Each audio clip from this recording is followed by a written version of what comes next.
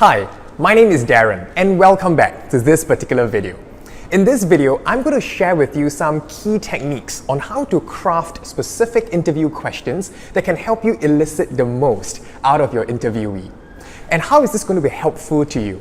It will be helpful to those of you who would like to interview someone, whether it's a mentor or whether it's someone that you're trying to learn from, how to glean as much of the principles and learning techniques from the person.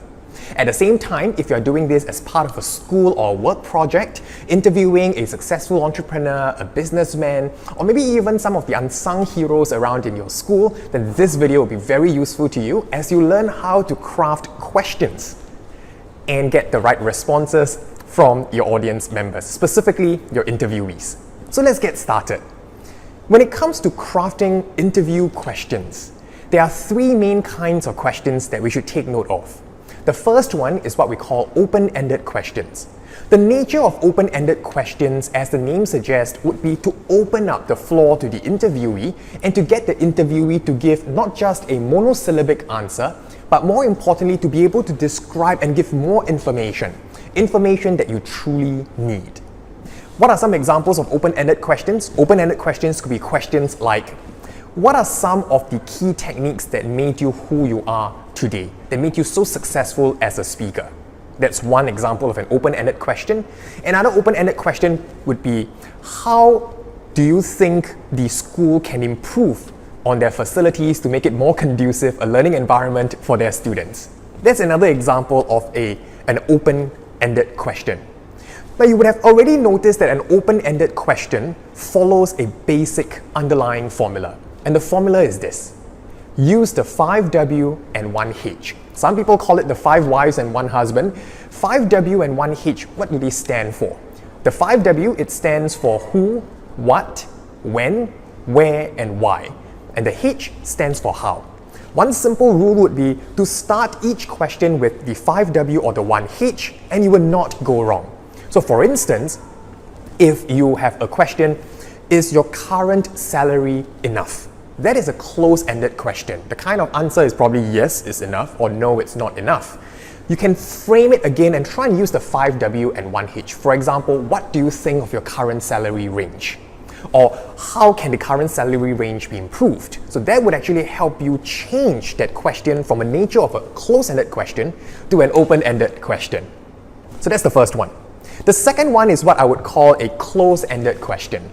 So what is a close-ended question? A close-ended question tends to elicit a monosyllabic answer, whether it's a yes, no, yeah, or right. These are questions often that start with do you, or they often start with are you. For instance, are you happy today? Yes, as compared to what are your feelings or emotions that you're experiencing right now. So, close-ended questions, they can be useful in certain situations when you want a short, sharp, concise answer without more elaboration. The third kind of question would be what we call a leading question. Now, a leading question is similar to a close-ended question, but the only difference lies in the fact that a leading question is more specific and it funnels the interviewees to give a more specific answer.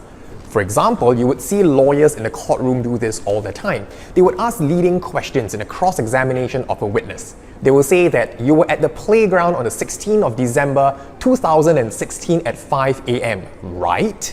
So immediately it draws to the attention of the witness that particular question, that premise, and then to answer whether it's a yes or no. In this case, while the answer would be a yes or no, it is directed and funneled to something very, very specific. So what have I shared with you today? I've shared with you three main kinds of questions.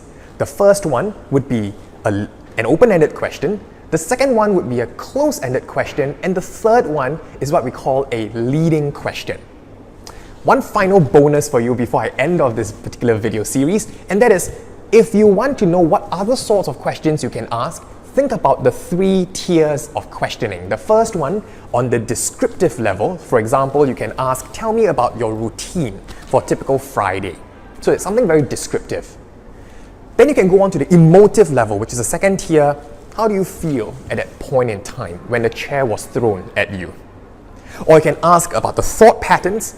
At that point in time, what was going on in your mind when you said, I love you? So these are some of the tips, and I hope they're very useful to you. Happy applying, and I'll see you in the next video series.